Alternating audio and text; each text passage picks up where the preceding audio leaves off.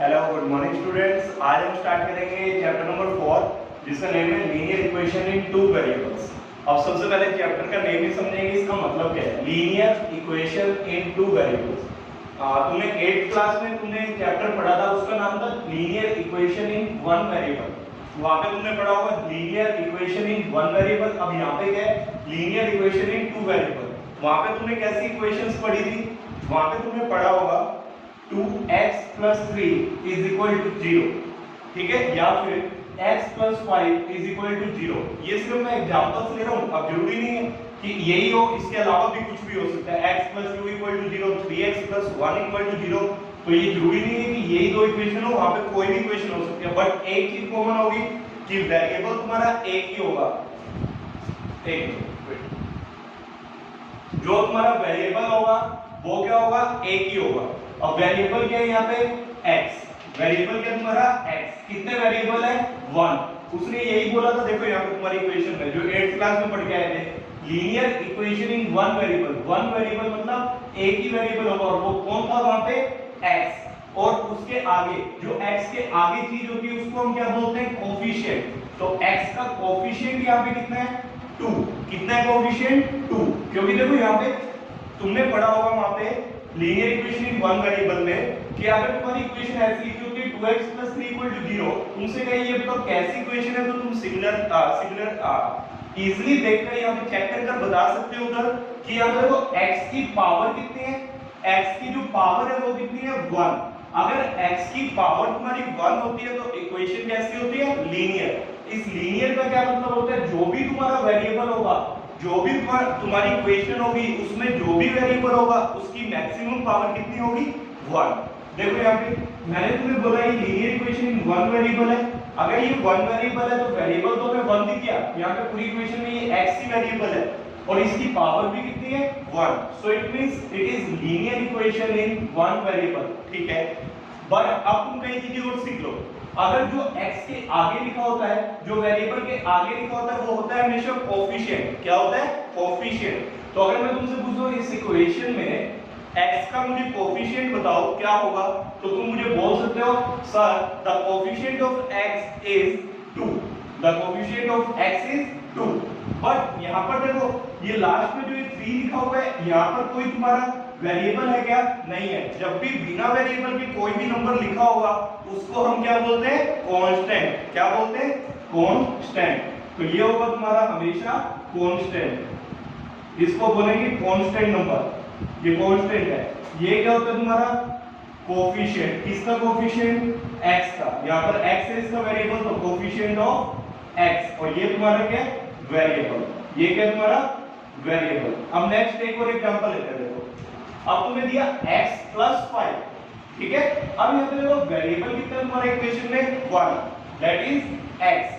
Power check करो, x की power कितनी है, 1। बिकॉज़ और कुछ तो लिखा नहीं हुआ, तो पावर कितनी है, 1। अब x के आगे भी कुछ नहीं लिखा, उसका मतलब ये क्या है, 1। 1 * x x ही होता है, तो इसका मतलब इसके आगे कितना है, 1। तो अब यहां पे कोफिशिएंट कितना हो गया x का, 1। वेरिएबल कौन है, x, and constant 5 that is equal to 0। Now अब ये तो मैंने तुम्हें एग्जांपल देके बताया। अगर इसी को मैं एक स्टैंडर्ड फॉर्म में, एक स्टैंडर्ड इक्वेशन में लिखता हूं तो क्या होगा। अब तुमने पढ़ा होगा आई होप 8th क्लास में कि स्टैंडर्ड इक्वेशन तुमने पढ़ी होगी, इसकी कैसे लिखी जाती है। तो देखो अब जो कोफिशिएंट है वो हो सकता है बार बार चेंज हो, बट ये x तो सब में ही आएगा। x की पावर भी कितनी रहेगी, 1। व्हाई, बिकॉज़ हम लीनियर इक्वेशन पढ़ रहे हैं। अगर लीनियर इक्वेशन पढ़ रहे हैं तो पावर तुम्हारी कितनी होगी, मैक्सिमम, दैट इज 1। सो तो तुम्हारा यहाँ पर x तो आने ही आने और पावर 1 रहेगी, बट सिर्फ कोफिशिएंट आगे वाला चेंज हो जाएगा, नई नई इक्वेशंस बनती रहेगी। अब अगर यहाँ पे देखो मैंने 2 लिखा तो ये 2x हो गया, अगर 1 लिखा तो 1x हो गया, 3 लिखा तो 3x, और पीछे क्या होता है, कांस्टेंट। उस कांस्टेंट को मैंने क्या लिख दिया, b। तो अब देखो अगर मैं a की जगह 1 लिखता हूं तो x 1 * x प्लस b की भी कुछ भी वैल्यू ले सकते हैं, 2 = 0। ऐसे a की जगह 2 लिखा तो 2x प्लस b की कोई भी वैल्यू ले लो, 3 = 0। ऐसे यहाँ पे 3x प्लस 5 = 0। मतलब अब ये कितनी मर्जी इक्वेशन तुम बना सकते हो अगर तुम्हें स्टैंडर्ड इक्वेशन पता है तो अगर तुमसे कोई पूछे standard equation of linear equation in one variable क्या होता है, तो तुम इजीली बता सकते हो सर लीनियर इक्वेशन का मतलब है x की पावर 1 एंड वन वेरिएबल का मतलब है सिर्फ एक वेरिएबल होगा, दैट इज हमने कौन सा लिया x। अगर x वेरिएबल लिया तो उसके आगे कोएफिशिएंट होगा, that coefficient will be a and plus अब ये कोएफिशिएंट और वेरिएबल आ गए, उसके बाद एक कांस्टेंट आता है उसको हमने लिखा b that is equal to 0। अब यहां पे ध्यान रखना a कभी तुम्हारा 0 नहीं हुआ होगा, बिकॉज़ देखो अगर a 0 हो गया तो ये x वाली पूरी टर्म क्या हो जाएगी 0, सिर्फ b रह जाएगा। तो हमारी वो equation linear equation one variable रहेगी नहीं, क्योंकि ये वन वेरिएबल ही नहीं होगा वहां पे। अब सिर्फ क्या रह गया कांस्टेंट, अगर a 0 हो जाता है तो इसलिए मैंने लिखा है a नॉट इक्वल टू 0। ये था तुम्हारा पूरा 8th क्लास का कांसेप्ट, ये तुम्हें 8th क्लास में तुम पढ़ के आए होगे पूरा स्टैंडर्ड इक्वेशन क्या होती है ये सारी चीजें, ठीक है। अब हम शुरू करते हैं 9th क्लास का, क्योंकि अगर ये रिलेट नहीं होगी चीज तो तुम अभी क्लियर नहीं कर पाओगे, तो इसीलिए इससे रिलेट मैंने पहले 8th का तुम्हें बता दिया। अब 9th पे आते हैं, यहां पे देखो। अब तुम्हें तुम्हारे चैप्टर का नाम अब स्टार्ट करो, linear equation in two variables. How many variables there?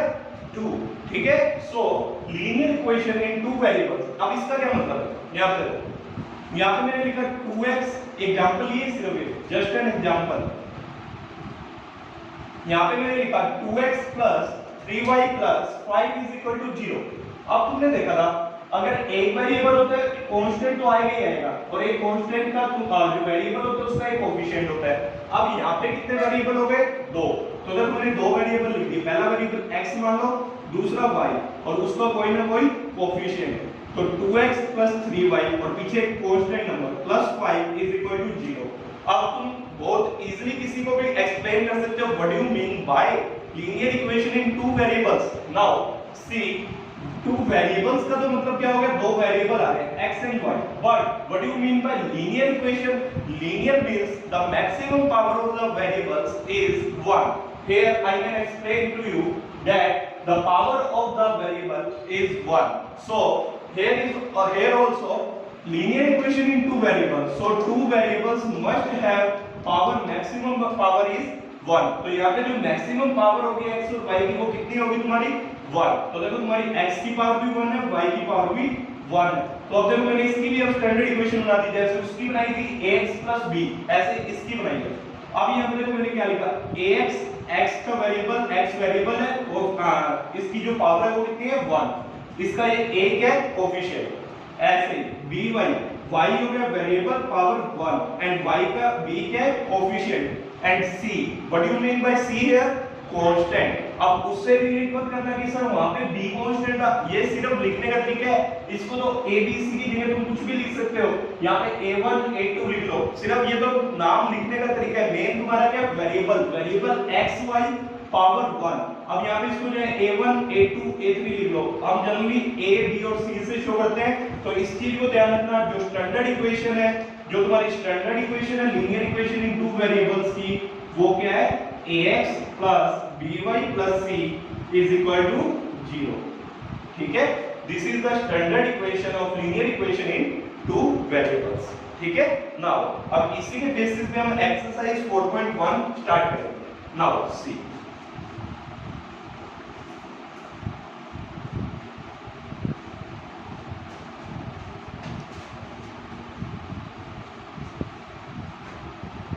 बिल्कुल इजी चैप्टर है, भी थर्ड चैप्टर की तरह ही। अब यहाँ पे देखो क्या कह रहा है, एक्सरसाइज 4.1 के फर्स्ट क्वेश्चन में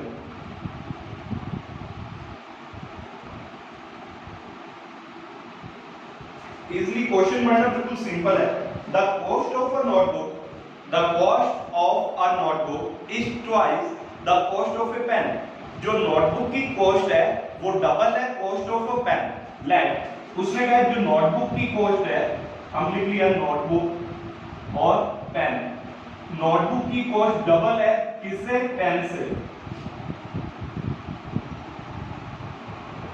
अब यहां पे देखो, अब उसने सिर्फ ये बोल दिया the cost of a notebook is twice the cost of a pen and write the equation in the two linear equation in two variables, ठीक है। अब तुम्हें इसी को एक इक्वेशन बना के इसको टू वेरिएबल की फॉर्म में शो करना है लीनियर इक्वेशन को। सबसे पहले कांसेप्ट समझो, उसको बनाएंगे इक्वेशन को बाद में। यहां पे देखो, अगर तुम्हारा 5 रुपए का पेन है तो नोटबुक कितने रुपए की होगी? 10 रुपए की। बिकॉज उसने बोला है जो नोटबुक है वो ट्वाइस का मतलब 2 टाइम्स। ट्वाइस है किससे? पेन से। अगर पेन 5 रुपीस का तो नोटबुक 2 टाइम्स, तो 2 टाइम्स 5 का 2 टाइम 10। अगर पेन 10 रुपीज का तो नोटबुक 20, 10 का 2 10 20, पेन अगर 20 का तो नोटबुक 40। अब मेरे को तो नहीं पता कि पेन 5 रुपए का है, नोटबुक 10 की है। कई बच्चे कहेंगे नहीं सर 10 और 20 20 40। अब मेरे को किसी के बारे में कुछ नहीं पता है। अगर नहीं पता है तो लेट कर लो कि लेट करो जो कॉस्ट है नोटबुक की, जो नोटबुक की कॉस्ट है उसको क्या मान लो x, और जो पेन की नोटबुक है उसको क्या मान लो y। बिकॉज अब हमें नहीं पता है कि किसकी कॉस्ट कितनी है, तो अब नहीं पता होती है चीज। तो अब देखो, अब यही देख लो तुम, यहाँ पे मैं कितनी भी वैल्यू लिख सकता था, 10 भी 20 भी 40 भी, ऐसे हर बच्चा अलग अलग वैल्यू बताएगा। तो इसलिए अभी मेरे को कुछ नहीं पता है, तो मैंने लेट कर लिया नोटबुक की कॉस्ट x और पेन की कॉस्ट y। सो अब कैसे लिखेंगे इसको, लेट द कॉस्ट ऑफ, देखो क्या बोला था तुम्हें क्वेश्चन में, cost of a notebook, let the cost of a notebook be rupees x। Let किया उसकी x रुपीज है, ऐसे ही कॉस्ट लेट करो, let the cost of a pen, cost of a pen be rupees y। ठीक है, ये तो लेट कर लिया। Now according to the question, now according to the question,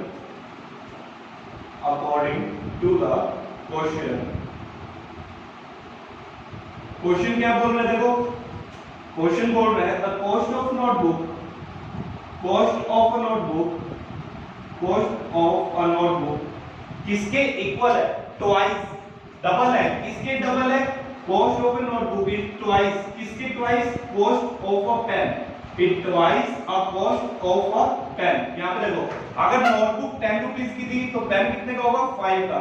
अगर हमें इन दोनों को इक्वल करना है, अगर ये बात नहीं समझ आई, तो इधर 2 मल्टीप्लाई किया उधर 2 किया, तो यहाँ पे देखो अगर नोटबुक 10 रुपीज की है, पेन 5 रुपीज का है, तो अगर इन दोनों को इक्वल करना है तो मल्टीप्लाई मैं इस साइड 2 करूंगा या इस साइड करूंगा। देखो हमें दोनों नंबर इक्वल करने हैं, अगर ये 10 है, अगर इसको भी 10 बनाना है तो ट्वाइस इस साइड ही मल्टीप्लाई होगा, 5 into 2 10। अगर मैं इस साइड इसको 2 को मल्टीप्लाई कर देता तो देखो ये 5 इक्वल होता है 20 के, नहीं। तो हमें इक्वल भी देखना है, तो हमेशा ध्यान रखना जब भी तुम्हारे ऐसे क्वेश्चंस आए तो जो छोटी वैल्यू होगी उस साइड या तो प्लस या मल्टीप्लाई चीज होती है। यहाँ पे उसने ट्वाइस बोला तो 2 टाइम्स कर दिया हमने।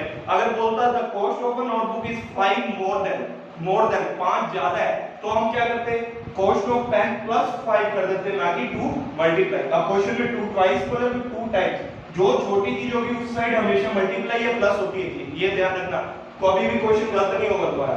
अब देखो नोटबुक की कॉस्ट तुमने कितनी मांगी थी, x equal to 2 into note cost of a pen y।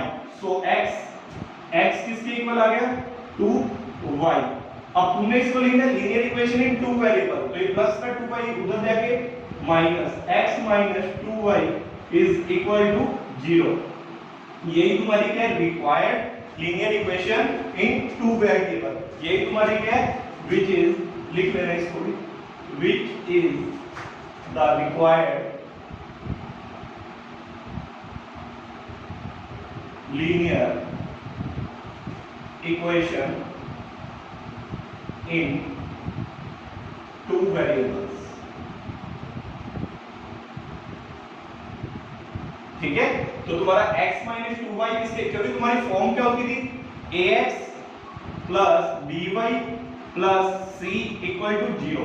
देखो वेरिएबल दोनों आ रहे हैं, x भी आ रहा है y भी आ रहा है। अब कांस्टेंट 0 हो सकता है, उसमें कोई प्रॉब्लम नहीं है। कभी कई बच्चे सोचेंगे सर ये कहां लीनियर इक्वेशन इन 2 वेरिएबल है, सिर्फ x है y कांस्टेंट है। अरे भाई कांस्टेंट मैंने कब बोला कि 0 नहीं हो सकता, कांस्टेंट 0 हो सकता है। x और y देखो तुम्हारे दोनों आ रहे हैं, लीनियर भी है, कैसे पावर 1 है, दोनों वेरिएबल भी x और y, तो ये मतलब सेटिस्फाई करती है condition linear equation in 2 variable. तो यही तक था तुम्हारा क्वेश्चन। ठीक है, नाउ इसको नोट करो, स्क्रीनशॉट ले लो, जो है स्क्रीनशॉट के साथ नोट कर सकते हो। नेक्स्ट क्वेश्चन है वो बिल्कुल सिंपल है, second.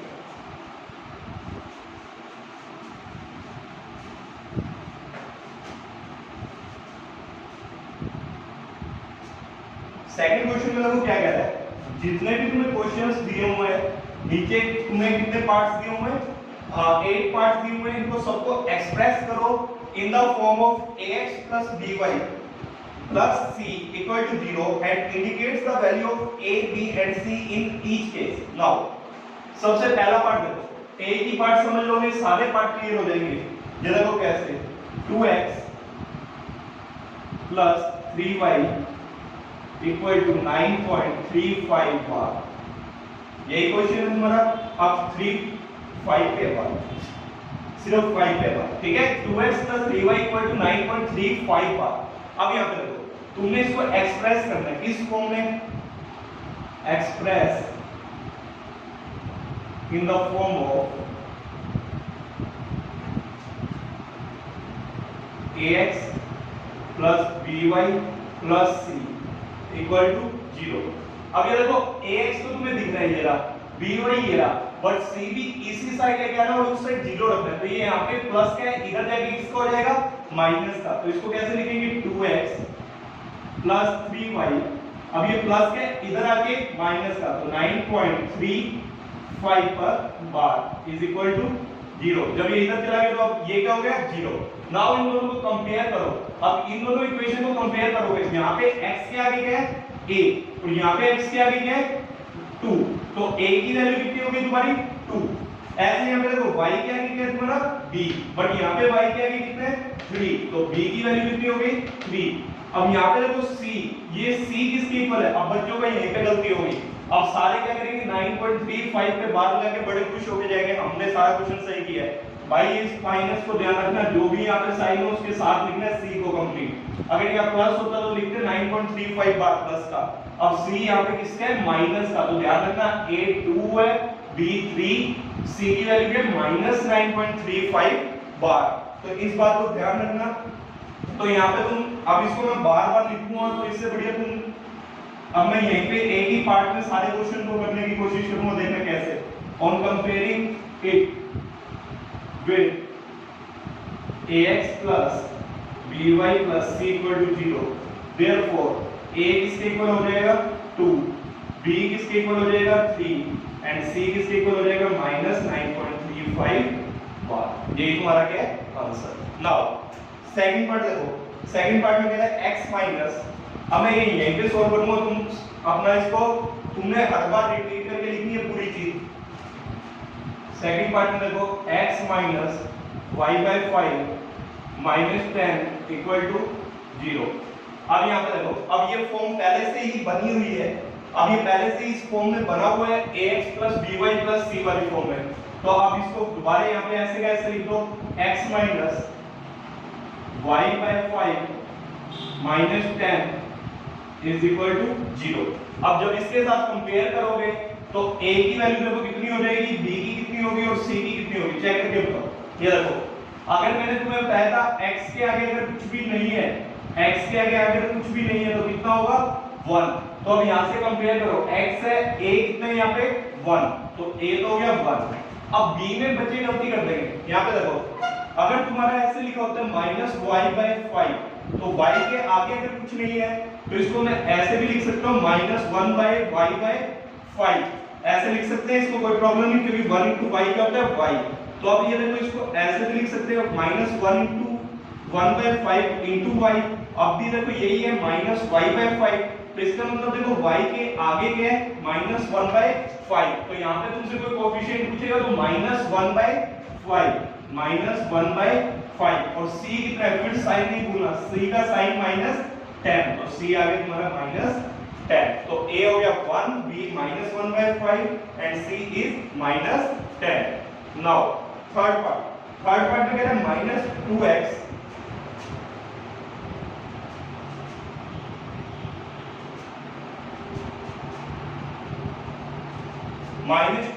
plus 3y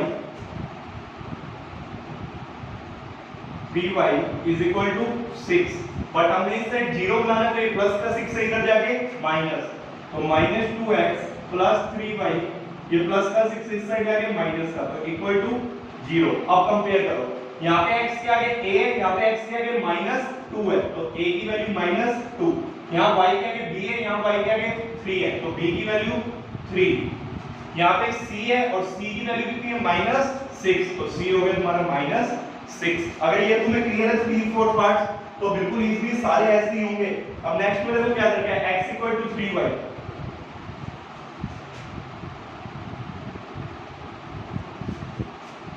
x equal to 3y कौन सा पार्ट है, फोर्थ पार्ट।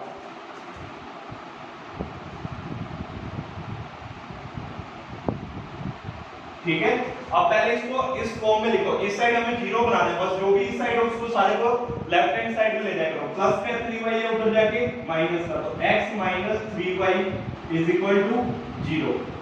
अब यहां पे देखो मैंने बताया था x के आगे कुछ नहीं है तो कितना होगा 1, क्योंकि 1 into x x ही होता है। अब यहां पे देखो x के साथ यहां पे x के आगे a है, यहां पे x के आगे 1, तो a की वैल्यू होगी 1। यहाँ पे y के आगे b है, y के आगे b, और यहाँ पे y के आगे कितना है -3, तो b की वैल्यू होगी -3, और यहाँ पे प्लस c।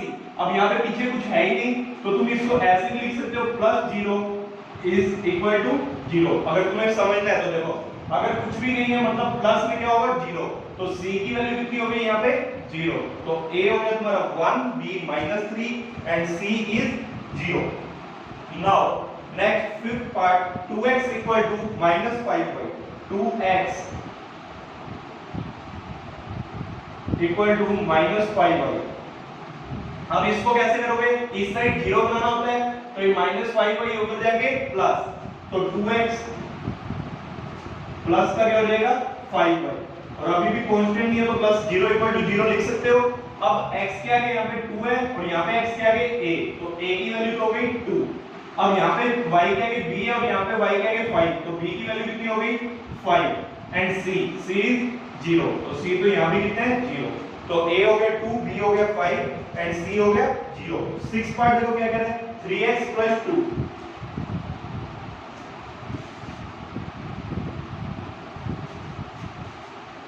सिक्स पार्ट में कह रहे हैं 3x + 2 इक्वल टू 0। अब इसको इस फॉर्म में लिखना है, देखो ये वाला पार्ट जो है यहाँ पर 3x, ये हो गया तुम्हारा 3x।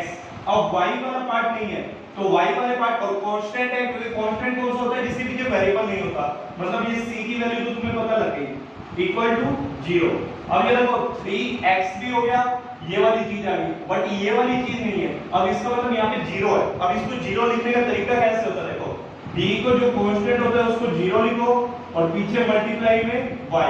अब भी देखो कोई फर्क तो नहीं पड़ा, क्योंकि 0 मल्टीप्लाई y भी क्या होता है 0, 0 मल्टीप्लाई y भी क्या होता है 0। तो अब ये क्या बन रहा है, फिर भी देखो इक्वेशन तो वही रहेगी 3x + 2, बिकॉज ये पूरा मल्टीप्लाई होने पे ये 0 मल्टीप्लाई है, 0 मल्टीप्लाई y 0, तो 0 + 2 2 ही होता है। बट हमने इसको इस फॉर्म में एक्सप्रेस करना था तो इसलिए इसको ऐसे लिखा है।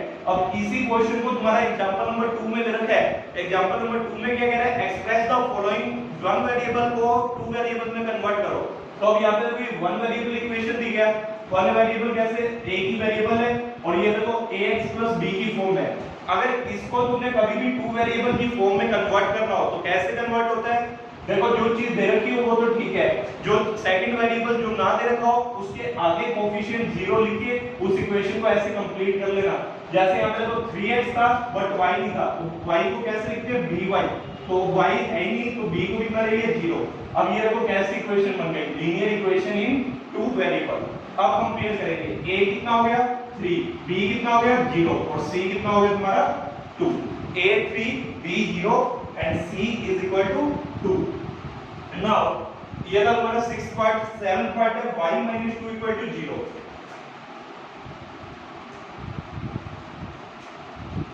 तो y - 2 इक्वल टू 0।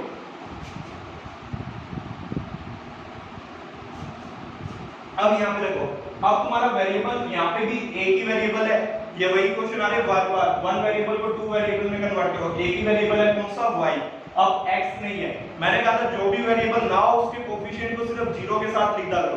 अब जैसे यहाँ पे x नहीं है तो x को वैसे वैसे लिखो, मल्टीप्लाई कोएफिशिएंट अब कितना लेंगे 0, क्योंकि अब कोई फर्क नहीं पड़ेगा, 0 मल्टीप्लाई x 0 ही होता है। फिर उसके बाद कितना है y वाली फॉर्म तो है ही, बाद में प्लस y और -2 भी है तो y - 2 इज इक्वल टू 0। अभी भी कोई फर्क पड़ा है, देखो ये वाली चीज और ये वाली चीज सेम ही है, कैसे, ये तो मल्टीप्लाई होने 0 हो गया तो खत्म ही है, और y - 2 इज इक्वल टू 0 वही आ रहा है, बट इसको हमने इस फॉर्म में कन्वर्ट कर दिया। जो चीज नहीं होती उसके साथ 0 मल्टीप्लाई करके लिख देते हैं, ठीक है। अब यहाँ पे देखो, अब x का वेरिएबल x का कोएफिशिएंट कितना है 0, तो a की वैल्यू हो गई 0। अब b y के अगर कुछ भी नहीं होता तो कितना होता है 1, तो b कितना हो गया 1 और c कितना हो गया -2, तो a 0 हो गया, b 1 and c equal to -2। Now last part देखो, 8th पार्ट,